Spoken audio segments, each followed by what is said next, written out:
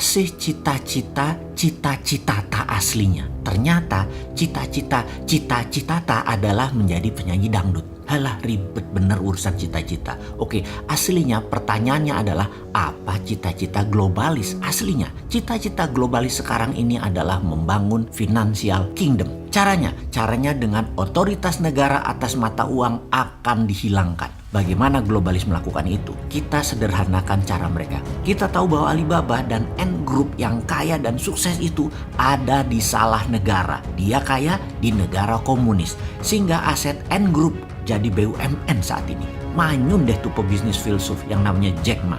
Elon Musk terinspirasi karena apa yang terjadi kalau Elon Musk suatu hari di-jack makan oleh sebuah negara. Katakan Amerika di bawah Partai Demokrat yang memang heavy on government. Kalau Elon Musk dan grupnya punya komunitas, punya produk, punya pasar yang nilainya mendekati 100 billion dolar per tahun atau sama dengan GDP Indonesia, maka pada saat mereka memerlukan funding tidak perlu ke bursa saham atau IPO, tetapi menerbitkan kripto aset mata uang digital dengan ICO-nya atau Initial Coin Offering. Kripto tadi bisa membeli barang-barang di grupnya Elon Musk dan mitra bisnis lainnya yang sangat luas pasarnya dan banyak pelanggannya. Itulah logika sederhana di dalam mengartikan otoritas negara akan mata uang akan dihilangkan. Inilah mengapa sejak tahun lalu dalam video narasi Vision 2030 Bosman mengatakan mata uang di dunia di tahun 2030 ke atas tidak sebanyak negara lagi. Mata uang global bukan dolar lagi. Underlyingnya bukan emas lagi,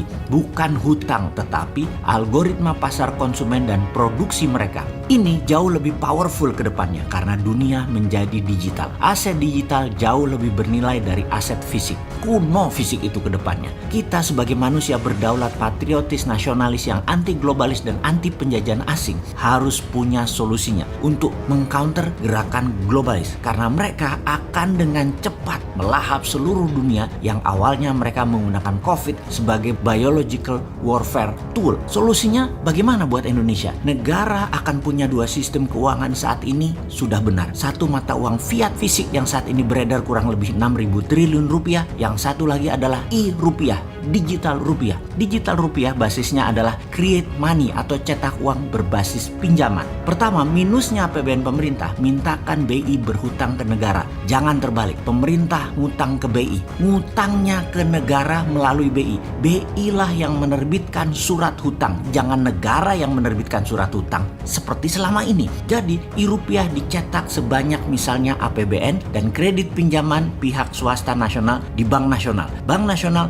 ngutang ke BI, BI terbitkan surat hutang ke negara, lalu di ujungnya negara cetak uang. Semua tanpa bunga, hanya biaya uang atau cost of money paling 1% setahun. Untuk Bank Nasional ambil sebagai jasa penyimpanan dan jasa administrasi, dibebankan ke kreditur termasuk ke pemerintah. Maka Indonesia dengan e-rupiah akan menjadi sarana percepatan kedaulatan ekonomi dan kedaulatan rupiah menang. PDB nasional bisa naik 50% setiap tahun dan GDP per kapita nasional setiap tahun bisa naik 50%, sehingga di tahun 2030 GDP per kapita Indonesia bisa 25.000 dan di tahun 2045 bisa menjadi 100.000 dolar per kapita di atas Amerika dan Tiongkok. Yang bilang ini halu pasti nggak berani mimpi. Kalau kita mah tukang tidur, tukang mimpi. Berani aja kalau mimpi mah. Yang takut kalau benar-benar kejadian GDP per kapita Indonesia jadi 100.000 di tahun 2045, takut lupa diri Indonesia nyaplok ASEAN dan nyaplok negara-negara kecil Selatan Pasifik.